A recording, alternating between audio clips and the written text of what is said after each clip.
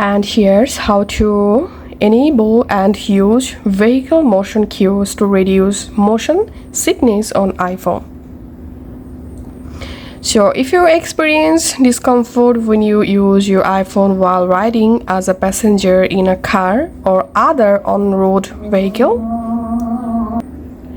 then you can turn on vehicle motion cues. On-screen cues that may help reduce motion sickness, and vehicle motion cues appears as animated dots on the edges of the screen that represent how the vehicle is moving without interfering with with what you are doing on iPhone. So all you have to need to enable, go to your iPhone settings app, and here you have to tap on accessibility, and here you have to tap on motion, and here you will find show vehicle motion cues. So all you have to need, click on that, and here you can select automatic or on, and here you can see my vehicle motion cues successfully turned on.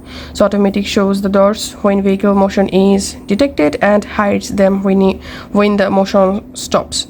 On shows the doors until you turn them off, and that's it. This is how we can do it. Thanks for watching.